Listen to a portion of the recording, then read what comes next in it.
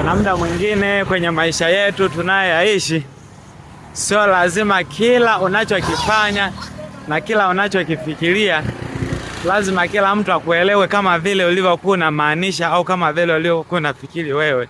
Kuna muda acha tu watu wakuelewe vile wanaelewa wao. Acha tu watu wakuchukulie vile wanavyoweza wao kutokana na kila wanachokiona.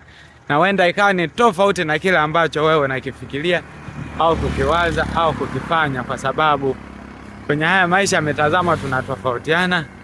Alafu watu tunatofautiana pia na fikra, na watu pia tunatofautiana kwenye engo zote of course. Na kama vile ilivyo vidole kwenye mkono ni vitano, lakini saizi zake ni tofauti kabisa. Kingine kifupi, kingine kirefu, na kingine kinafanya shughuli hii, kingine kinafanya shughuli hii.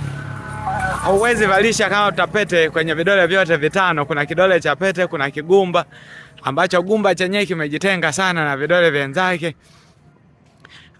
Alafu kuna kidole sio cha kati kirefu zaidi kuliko vingine, wakati chenyewe kipo katikati. Hivi yani ndivyo alivyo maisha. Kwa hiyo kuna muda mwingine acha kila mtu akuelewe vile unaweza wewe, anavyoweza yeye. Alafu pia usiforce kila mtu aelewe vile vile unavyotaka wewe au ndivyo jinsi ilivyo.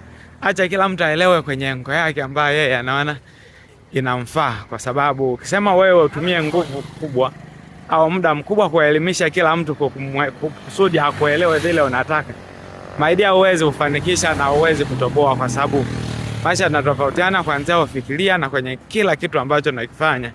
Tupo very different yani. Kama ilivyo mikono, kiganja cha mkono na vidole vyake, basi ndivyo alivyo pia hata maisha yenyewe na wenyewe pia. Kwa hivyo jamani, asante, niwatakia muda mwema.